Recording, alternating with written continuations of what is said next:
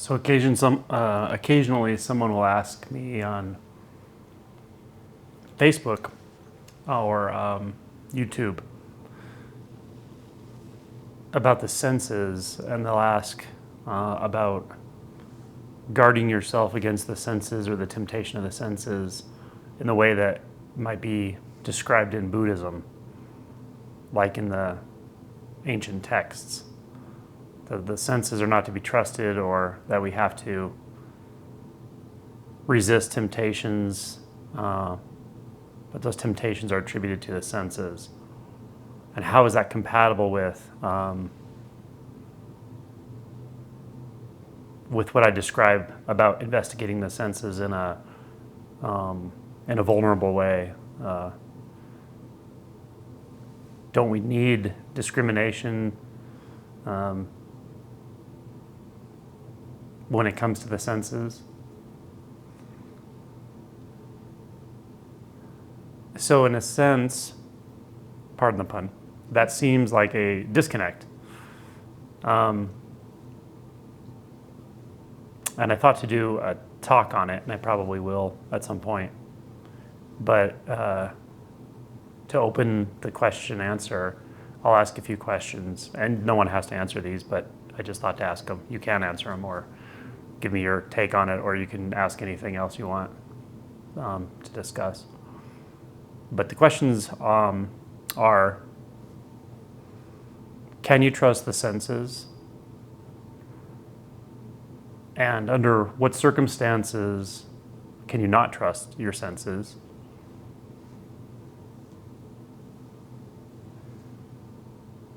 Is it necessary to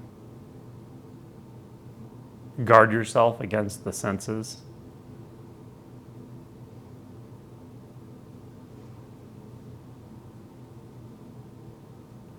If you compare the experience of sex, the sensation of having sex, to the sensation of eating salad, is one more or less divine or mundane? Is one more or less likely to taint your experience? Is one more or less likely to lead to suffering, lead to clinging? And if so, why? What about that experience causes it? What about a sensory experience causes it to be so loaded? Obviously, some sensory experiences are incredibly loaded in our experience, our culture, and so forth.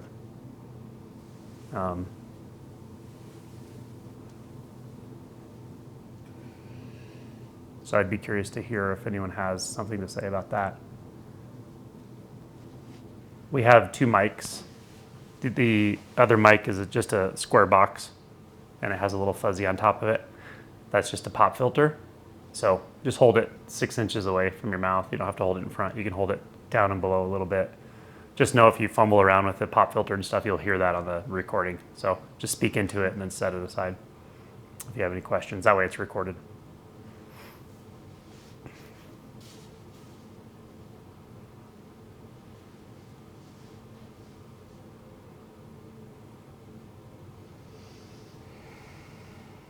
And of course, yeah, anyone can ask any question they want, or even check out their experience or make a comment about it.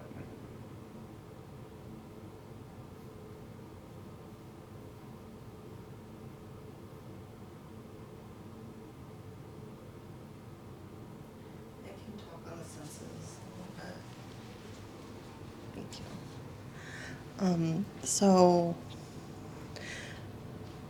for me, when I feel into the senses, I feel I can trust that, but it's when the narratives and the thoughts come and start prescribing or describing or changing what I'm feeling that it gets a little lost. But especially when I'm listening to music, if I can just feel into the music and I can feel into what I'm how it's making me feel. It like centers me, and then I don't need all the narrative thoughts telling me how to feel. Thank you. Yeah, I think that's a really good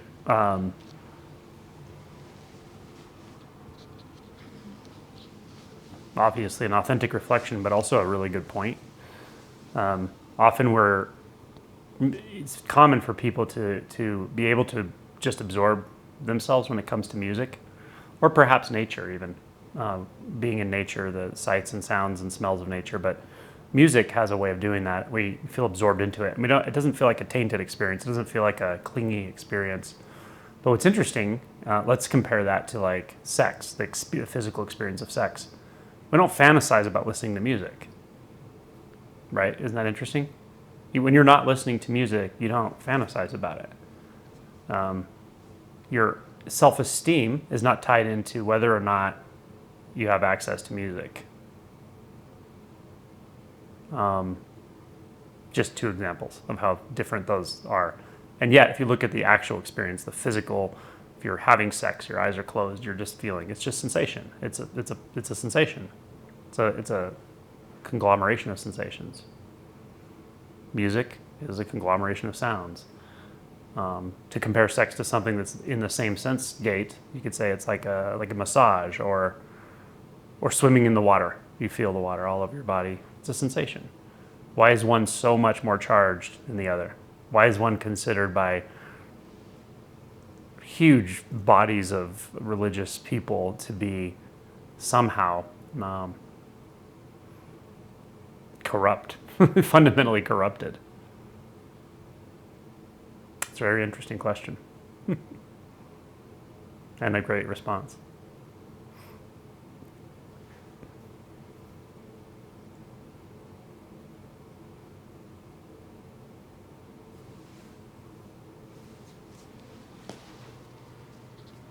So, just want to add to that. Like feeling into that is interesting because, like with sex, like you were saying, it's so loaded. And I don't know if it's like social programming or biological programming, but like all like the worthiness, the lovability that we ascribe to that act of intimacy, obviously is different than music.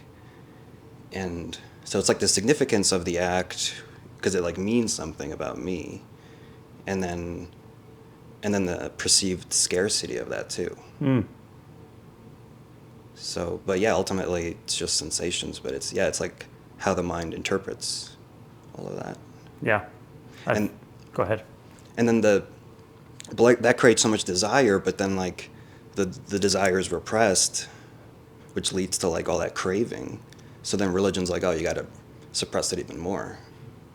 So it's interesting.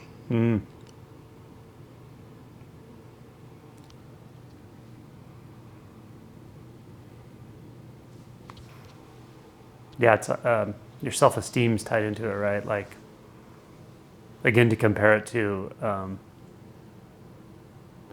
if you look at again the direct experience of it, the sensations, and again the reason I'm going to direct experience is the understanding by a lot of people of the ancient teachings is it's the senses that are tempting you, and I would argue that's completely not true at all. Absolutely not, right? Again, the sensation of having sex, if you're truly absorbed in it. Yeah, now probably because it's so loaded and we have emotional repression and ability to connect, fear of intimacy, often people actually can't even connect during sex. But assuming those moments where you're fully merged and you're just feeling the sensations and that's what's happening, comparing that to like say going swimming or something, a monastic tradition would say something like, you really should avoid sex. Celibacy is important. It's because without that, the chance of spiritual attainment is low or something, right? Now compare that to like swimming. You should really just stay out of the water. Do not let water touch your body because those sensations are so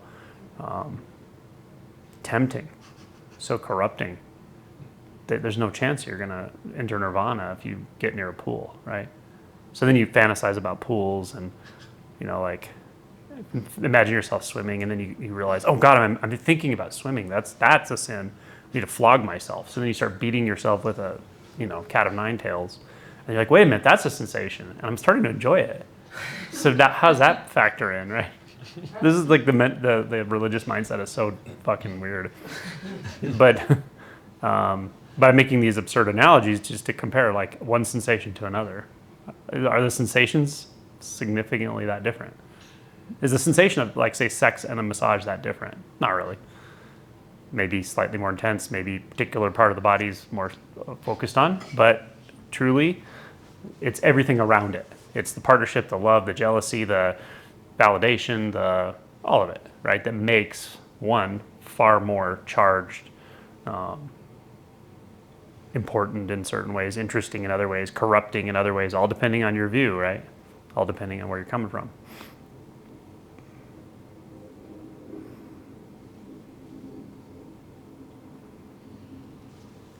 It really makes me wonder, and I'm not at all a scholar on the suttas or anything. I've read some of the suttas, but where in it, if Buddha actually says, something about the senses directly being corrupting or whatever, or how the wording actually is around that, it'd be interesting to see. Because, you could make reference to the Bahya Sutta, which is probably considered one of the highest teachings in the suttas, and that's about absolute, complete merging with the senses, and that is quite ecstatic, quite enjoyable.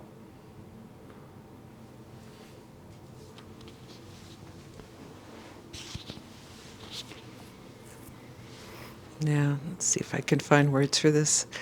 I would wager to guess that certainly in my experience, the senses are the gate, the divine gate. And I would wager to guess that this whole teaching about the senses is because it is through the senses that's how we directly experience, quote, God. And religion is trying to put a barrier between us and our experience of the divine. And that's what most religions do. And if you follow like the 112 Radiant Sutras or any of those early teachings regarding Shiva and Shakti or whatever, the teaching of one to the other, his lover, and through the breath between this experience and that experience, dwell here. And they're all very highly sensual, erotic teachings. And I think as culture has developed, they've twisted what should be a very thin veil between man and God into a very thick, almost prohibitive veil. And to the point where I personally, I grew up having sex very young for whatever reason in the place I grew up.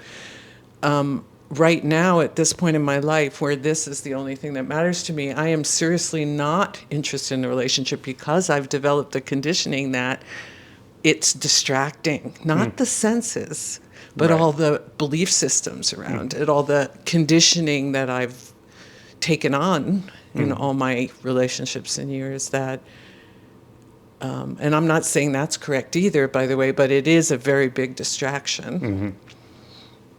For me. And so also I had a question. It's not exactly along the sex line, but it's something that happened during the morning meditation. I had a excruciating, I have hip issues, and that was hurting. And then I love this room because there's this background fan all the time. So that's going, right, in the ear, and this is over here, and I'm thinking, can I pay attention to two things at once? And I noticed this morning that as long as there's a point of view anywhere in the space watching those two things, I can't. And that I kept jumping from here to here to here to here to here to here faster and faster until the point of view disappeared. And then it became all one field, and the observer went away. Love it. And so I've had a similar experience a few times before with the sense gates, like merging senses, because actually I know you kind of like neuroscience. all the senses are the same until they get above the thalamus, above the midbrain, and then they start to differentiate in the cortex. So everything but smell is one sensation. So we're naturally synesthetic. And so when you pay attention, that even hearing and feeling are not two different things, and even neurologically, they're not two different things. And then the one who is focusing and even getting to label anything, not just pain and not pain, or me and not me, but anything at all, like feeling, hearing, or anything, immediately gives you a position in space-time relative to that thing. And so my question was about that this morning, like, I just realized that might be a hack to jumping, because I've had the veil part a few times over these types of inquiries of what's, like, why does a buzzing in my ear when I had tinnitus bother me more than the fan in the room? Like, why is this so important? And that's not. And it's the exact same sound, literally. Yep. So then all of a sudden, then that, after certain ones of those, the veil would pop and all of a sudden I would disappear, and then everything would be one song or one experience. And of course, yeah, and then it's like, oh shit. So that happened again this morning with that jumping back and forth really, really fast to the point where it would just kind of merge. Yeah. Yep. Yeah, that the bit about the merging, the bit about the point of view in reference to a sense or two senses is a very subtle thing. And I try to say it a lot of different ways because I never know how it's going to land with somebody. But if you just keep feeling in, listening in, at some point it will click. But one of the ways I say that is, through guided meditations and so forth, I'll just get somebody into the sound field and just experiencing the sound field as such, as it is, the entire sound field. And then just move your attention to the sensation field of the body, wherever that is. It might just be part of your body, it might be the whole body, but just the body sense. Just let the body sense be what it is.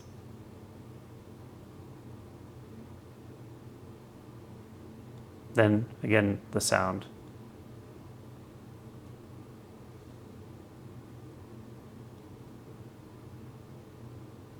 And at some point, as you do this, you're not trying to force it to happen, you may notice one starts to kind of bleed in from the background to the other.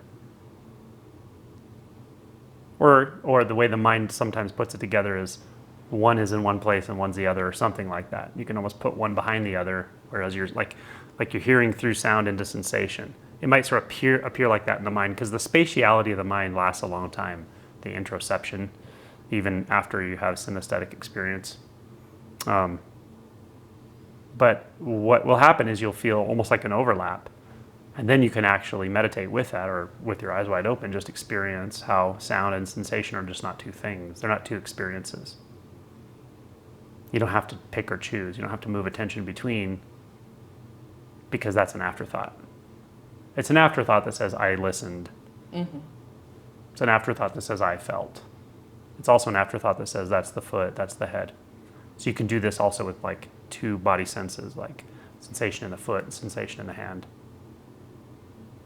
I won't name names, there was an interesting interview I heard with a prominent teacher, and they said, if you really look closely, you'll notice you can't actually experience two sensations in two different parts of the body at the same time. I knew right then that they were wrong. I was like, that's absolutely not true. As long as there's a you, though. Yeah, in one sense you could say it's true. If you're taking you, or if you're taking experience to be the thought about it, sure. It would be a contradiction somehow or something. But even the experiential, self-experiencing, you could say, sure, it can't experience two at the same time because it's not experiencing any at the same time. This goes to the crux of what I wanted to say about this whole talk, and that is, it's not the senses that are an issue, it's what you think the senses are. That's what's the issue.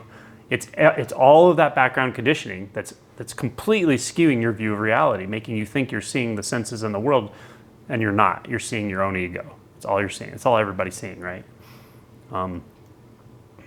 When we're filtering, when we're conditioning. when we're operating out of conditioning. And so sensations are sensations. They just don't cause any issues. Now, practically speaking, I'll get back to the synesthesia, but practically speaking, it does make sense why, particularly in the past, in the ancient times, in 2,500 years ago, why there was maybe a necessity for monastic life, perhaps more than there is now. They didn't have birth control, and if you were a householder, you were having kids. You were having a lot of kids. You were, and living required constant work, and you were busy all the time. You didn't have time to practice, to sit, to meditate, to introspect, and so forth. Now, even that's not really true. You can actually do that even while you're working, moving, etc. But at first, it's much harder for a lot of people if their mind is loud. It's harder to realize you can practice while in action and while in motion. So to have time to actually sit for hours a day and so forth was probably less accessible, at least in some cultures, in some places and in times in the past. But probably most importantly is, if you have sex, you have a lot of children, and you just keep having children, and children, it keeps you busier and busier and all that sort of thing. So I think maybe it was more of a practical consideration at some point in the past than it is now. But what you said, I think, is actually true, and really important, is that there's a whole political side to it, to where these governing bodies that came into power, the Catholic Church and all this stuff, they actually use the doctrine in a sort of reverse way, in a divisive way, to get between you and God, right? That was really well said. They get between you and the divine by being the ones you have to go to decide which behaviors are right and which ones are wrong, and so forth. So that's multiple layers of delusion to get there, but the etymology of it makes sense. Yeah. It experientially, it sort of feels that way. Like, say, as you're growing up, you never realize how much you're suffering until, like, I don't know, the first time you fall in love, and then you get heartbroken or something, and then, that kind of thing, right? When you're a kid, there's a lot of innocence, and for most kids, but not all kids. Some kids have, a lot of trauma, and some kids don't have a lot of safety and stuff in their lives. But a lot of people, it's really when you hit puberty, and you start becoming really outwardly focused outside of your family, to start to become socially aware and realize, like, your survival has something to do with the greater social matrix, and, like, fitting in, and finding the right lover, and that sort of thing. And then of course your hormones are on full, so you feel the pull of the hormones, you feel the pull of the body tendencies and so forth. So you can see how it is sort of set up to make us mistrust. But even then, it's, if you're already a self in the making by that point. If you were, just an animal, without a self in the animal, the sensations would be just what they are. They may result in dynamic physical activity, and so forth, as a dog in heat, or dogs around other dogs in heat might act, different than they would otherwise. But there's no problem for them. It's not a problem for them.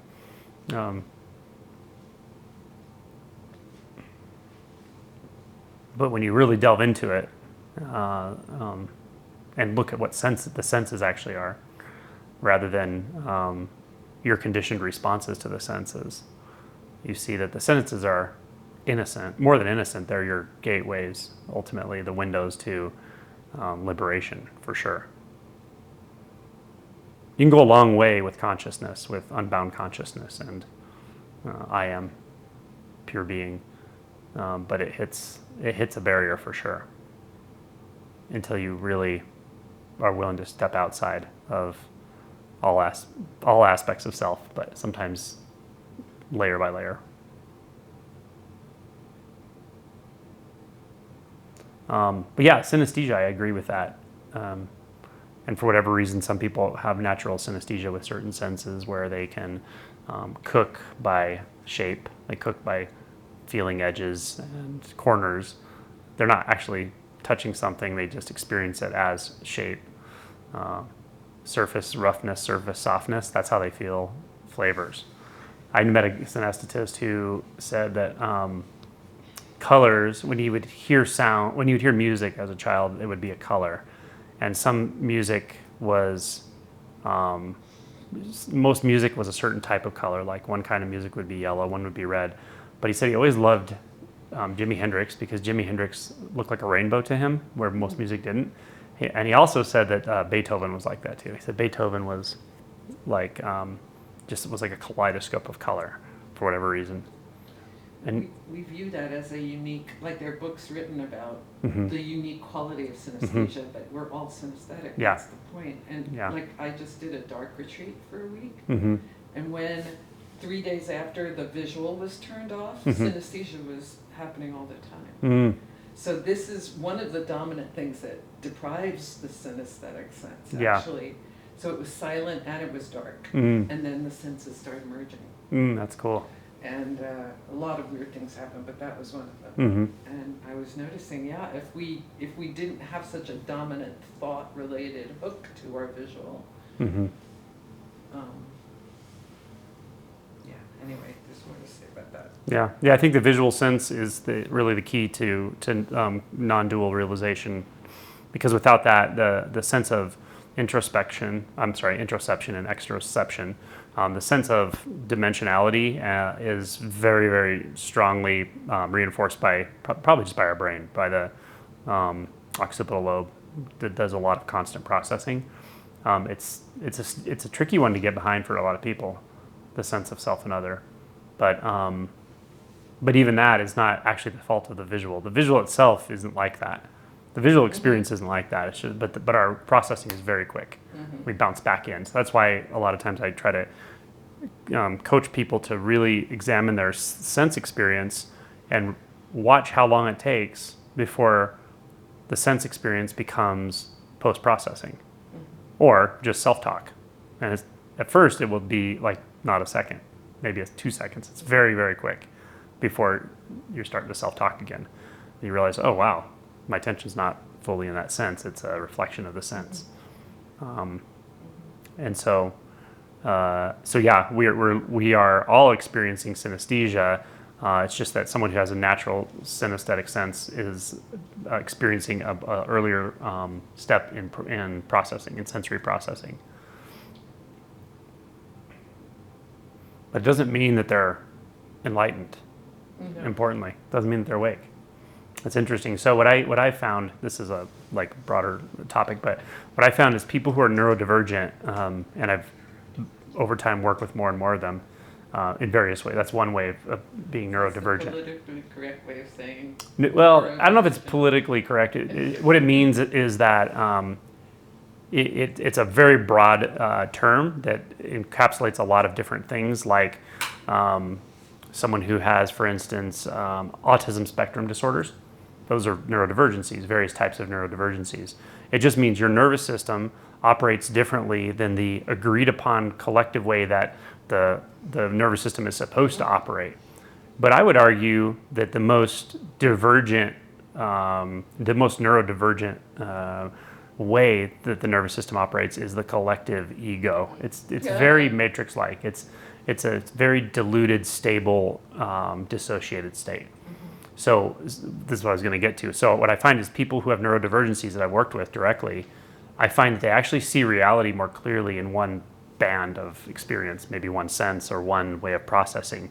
And you'd think that's great, but it actually turns out not to be so great because you're kind of an outcast in the matrix, of the matrix. You don't function in that stable state of dissociation where everyone's diluted so well. So you look kind of weird, even though you're experiencing reality, at least in one aspect, more clearly than other people. The example would be people who have, again, autism spectrum disorder. Often what's so challenging for them when they're children is the senses are so overwhelming. The visual sense maybe is just so overwhelming, it's so invasive, they can't focus on verbal cues, they can't focus on facial cues because it's just, or sound is coming in so intensely. But what's interesting is that is very much how it is with non-dual realization. There's not a barrier between the internal self and the external environment. It's just not there. But you've also gone through the steps and most importantly realized clearly and dissolved the tendency to continue to reify an internal self. That's the problem. So someone who's a child who has autism spectrum disorder, they're trying to develop a self. Their nervous system is trying to develop a self, and at the same time, their senses are so overwhelming. So it makes complete sense.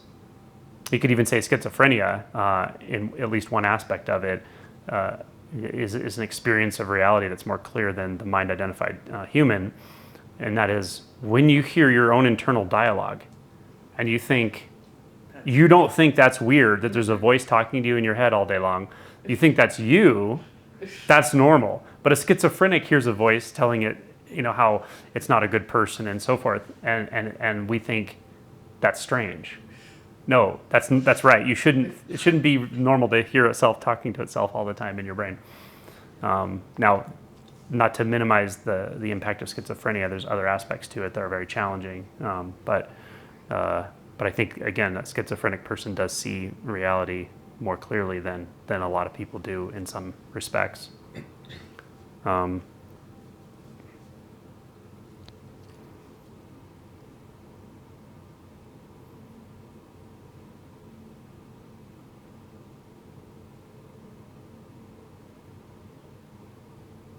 So the internal reflection that gathers information, the sensory information, brings it inward, reflects it inward, and turns it into what feels like a self. The reflection itself is what feels like a self. That self can never fix itself. It can never fix the problem because it itself is illusory. Its own will is making the problem worse. It's trying to rearrange things, but every time, it's like if you're in a mirror and you're seeing everything backwards, every time you reach for this, you're pushing it farther away, right? The whole, that which you resist persists, and like, why does pushing and pulling always end up backwards? Why do we feel frustrated no matter what we do, right? And as I mentioned this morning, just seeing that issue, that problem is there, just seeing that, oh my gosh, everything I've been trying to do to make myself feel better, and actually it's socially endorsed, and that's what people talk about all day long, that's making me feel worse. It's what's causing suffering. And not only that, I've been suffering. Like, there's pervasive suffering in the human race, right? That realization is the realization that, oh my gosh, something's fundamentally wrong with the way I'm processing, or at least interpreting what I'm processing. And that's that mirror-like reflection of mind. So it's the distortion of the senses that makes that we perhaps should mistrust initially, and not reject, not push away, not go to war with. We don't want to go to war with our thoughts. It's not a good idea either. But question, become very curious of what we're taking our identity from, what we're taking our beliefs from, or even the nature of belief and identity itself. Where do we get the belief, the fundamental belief or the meta belief that is valuable or important or necessary? One quick question on that. So do you, with that kind of distorted self-center, can that drop in the absence of kind of unbinding the senses from that thought processing?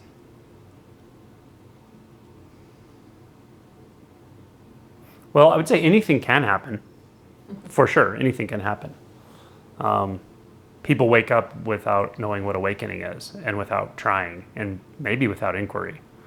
But I think a lot of them actually stumble upon a sort of inquiry, or are pushed into a very, very intense emotional state where they get maybe like, I don't know, dorsal vagal stimulation or something, but something happens. But you're far more likely to do it intentionally. They're far more likely to, if you take up the investigation yourself intentionally and work through it. But the detaching, the wording of detaching, how'd you say it? Detaching yourself, or the self from the senses? I'm kind of pointing it on a ta, like when that self-center is gone. Mm-hmm. Can you experience the sense gates with all the binding and processing that somebody with a standard matrix ego sense of self has?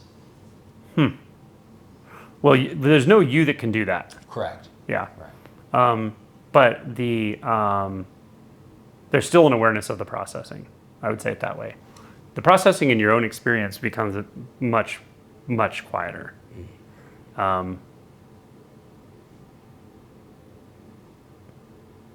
But still, the wording of that, the way the question's formulated, is a little wonky because there's nothing that stops even. There's not even a self that stops operating. It's not even that.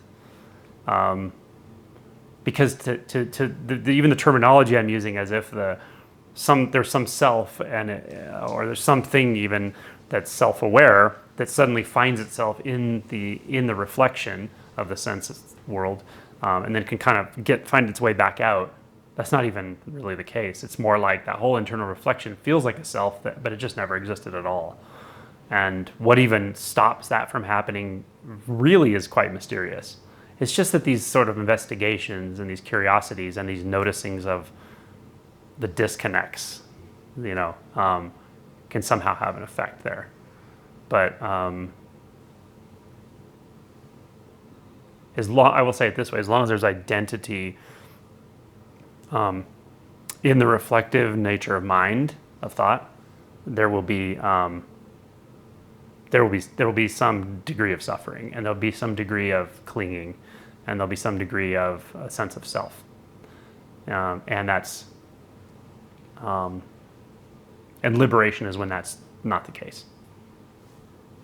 I think is the best way I can say that right now. It's very difficult to talk about that because you'll never find, and no one can define what it is that actually goes away, because it wasn't never there. It was never there. This is so weird.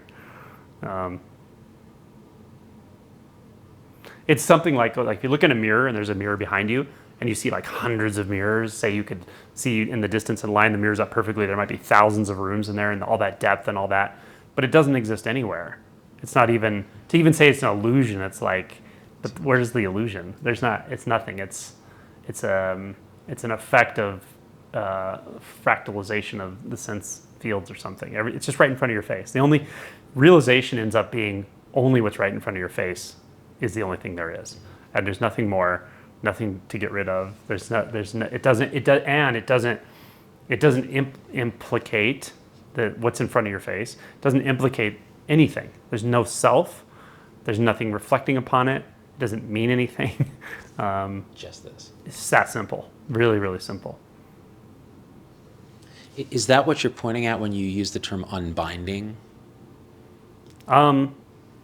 I would say at that stage of things, there's nothing to unbind. There's nothing to unbind. However, you could say that there's something. There's something infinitely unbindable in what's right in front of your face. There is no fundamental way that things are, let's say, but that doesn't mean that things are no way. That doesn't mean that things are not.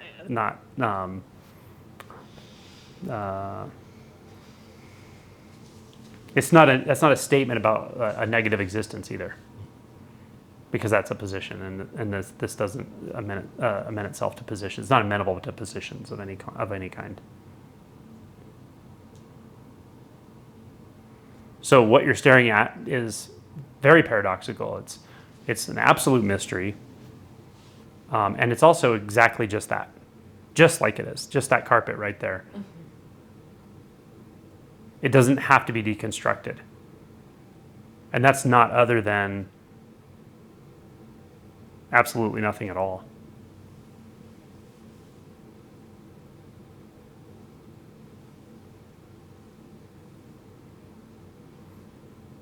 And it's no big deal.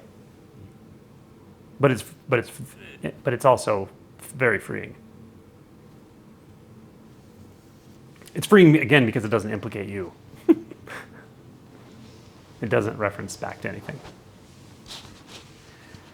I just had the thought that part of classically why we don't trust the senses Hold it a little farther away, yeah. is the whole thing like, oh, optical illusions, or you only hear what you want to hear, or that whole phenomenon. The experiment where they were passing the basketball around and the gorilla walked through the middle of the room because everybody was looking at the basketball, nobody Yeah. saw the gorilla. Yeah. So it isn't the senses, right? We take 11,000 or whatever, right, million bits of information and narrow them down to 64 so we can categorize it. And therefore, Donald Hoffman then is correct when he says the case against reality is that the chances we're seeing what's, quote, there, if there is ever anything there, is zero. But it's only because we've narrowed it through expectation and belief, right? So Yeah. that's what the cause of an optical illusion is, not a trick of the senses at all. Yeah. Or, when another cool book was How to Create a Glitch in the Matrix. Did you ever hear of this? This is a guy who's like analyzed how, like he says, go to a cafe and just listen to people talking. Now change your point of view about like have a bad day and listen to the same conversation. So he's just teaching us how the matrix is created, right? And yeah. and then how to consciously work with glitching it. And it's really fun. But I guess what I'm saying is that the senses are those 11,000 million bits or whatever. It's the whole full spectrum of nothing being everything. And it's not, what we see is not, that's the thing that's the more socially conditioned. Like when the veil parts, this looks clearer in the mirror, but it's not me anymore. Yeah. But the pores are clearer because I'm not going, oh shit, I have a pimple. Oh, I don't look good, or here are wrinkles, or whatever, right? Yeah. Yeah. I like that, the quote about the chance of seeing what's actually there. And it is, I would say it is 0% because there's not a what that's actually there. Right. And it's not a thing. He's right, but that's not what he meant. Yeah. I mean, he's also right in the way he meant it too, probably, to some degree.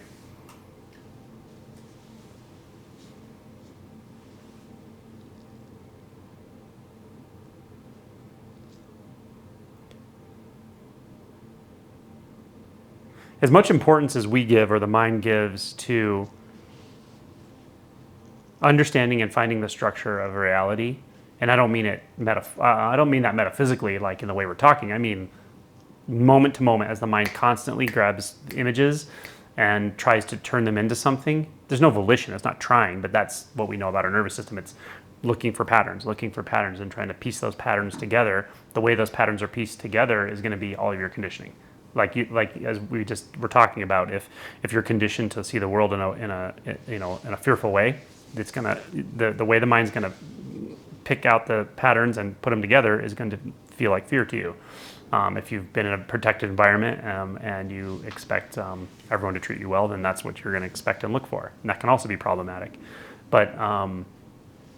But as much emphasis as the mind gives to, and importance as it puts on, which it has to because it has nothing else, to what I'm going to just call content, and that's content, those flashes of this is how it is, this is how it is, this is how it is. And that's the initial error. It isn't how anything. There's no how this is. But if you could almost imagine how much importance is placed onto that, because without that, we can't build. It's like the aggregates, right? You need the most fundamental perception, which is essentially pleasurable, not pleasurable, or neutral, or whatever, and then there's interpretations built on that, and then ultimately beliefs in self and all that. You can see how complex the human mind gets, and the human experience gets. But it's all based on those fundamental impressions, and that's we could call content.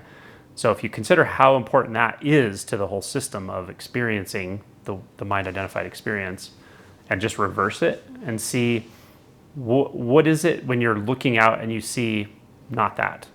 What is it when you're looking out and you see what is unconditioned? You're looking at the unconditioned, and you are looking at the unconditioned all the time. You're always looking at the unconditioned. You're always hearing the unconditioned. It's just for some reason it's not registering as important until it does. When it does, then you realize all of this talk about what's important and what's not important, the human challenge and condition, our nervous systems, awakening, all of it, literally just goes out the window. It just doesn't even matter. It's nonsense. It's nonsense. Because that and that and that, what's right in front of our face all the time, is not only all that's needed, it's all there is. It's all there ever could be. But it's not a thing, and it's not at a distance, and it doesn't have meaning in the way we talk about meaning. It doesn't have purpose in the way we talk about purpose. Those are based on a fundamental assumption of lack already. And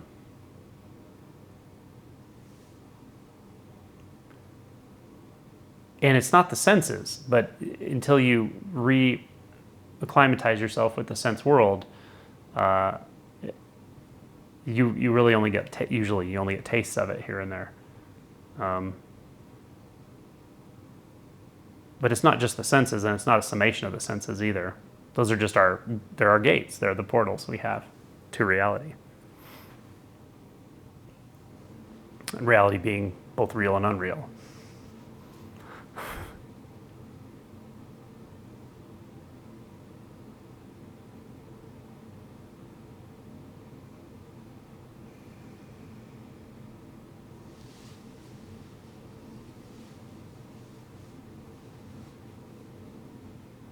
There's no definition, but what I could say is it's without fixation, perhaps. Because there are common associations like impermanence. But if you believe that reality is impermanent, you're believing something. That's your version of reality. Reality doesn't care about what you think of it.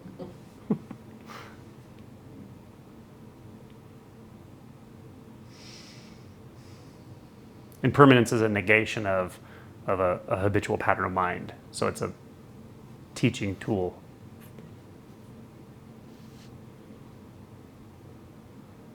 It's neither permanent nor impermanent.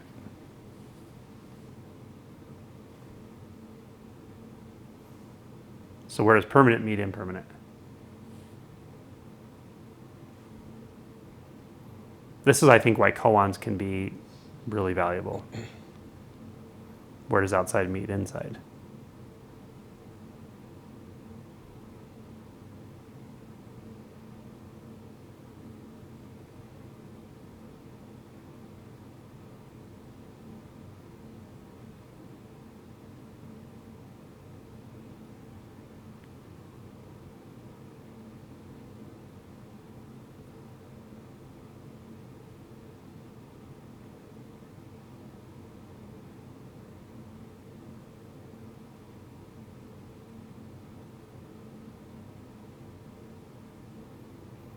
Something Michael said earlier, and I forgot what it was exactly, but it had to do with meaning, or when we're talking about morality, what it means to me, right? What does that mean about me? We're talking about sex validation, all that stuff. But it reminded me of a passage in the Course in Miracles. You and I give everything all the meaning it has. And when you really see that that's completely true, in one way you could see things as devoid of meaning, or of sort of indeterminate meaning. And then we place meaning on them all the time, right? And that meaning completely shapes our experience and our reality. Completely. And there's certain meanings that we all, not all, but that are very common and agreed upon, socially acceptable, right? Relationships, security. There's some that change over time, right? Would you say political correctness, like political things, societal things, and then there's ones that are uncommon, but certainly challenging for people. And there's ones we don't talk about, but they're also really common, right?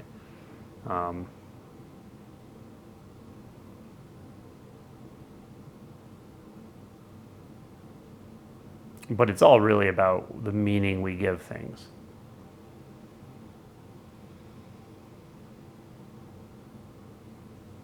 And when we start talking about spirituality, we start talking about thoughts, emotions, practices, we start giving meaning to those as well. So those also get a little bit infected with the meaning.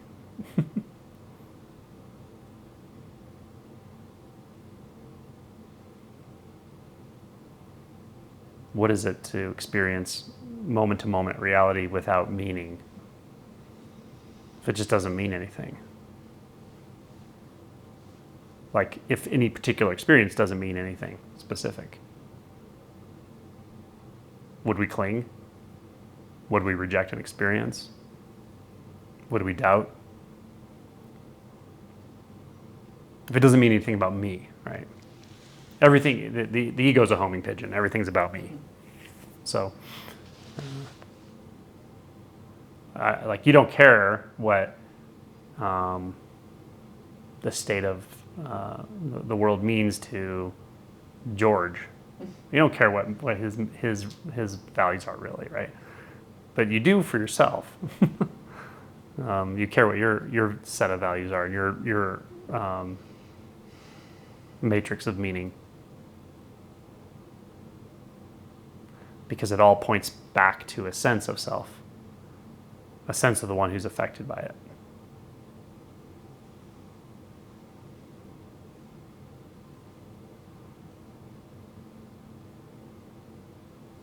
Now, sometimes you can see it from two perspectives at once.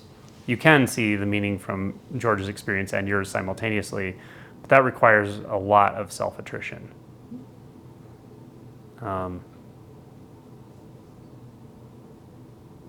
it can be incredibly freeing. It's totally illogical, though, to suddenly not consider yourself the center of the universe.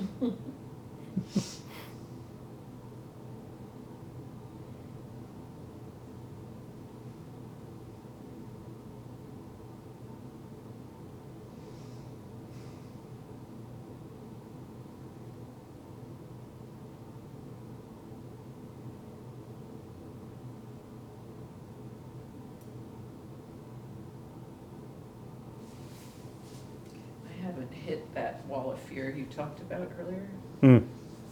but I have hit a wall of fear behind meaninglessness. Mm-hmm. That's been pretty intense because it's free fall. There's no place to land with that. And once it really sinks in, the meaninglessness of everything, Mm-hmm. and that's usually the pedestal, certainly for a type like a cognitive type, Mm-hmm. Yes. it becomes incredibly scary. Mm-hmm. Isn't that interesting to be identified with meaning? To be identified with the ideas we've put about onto reality about what's important, what's not important, what it means. Because it was a survival coping strategy. Yeah, well, I can identify with that for sure, or relate to it.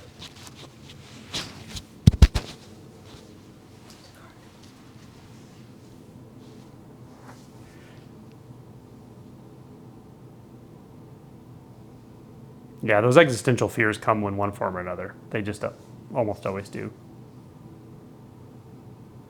Existential dread.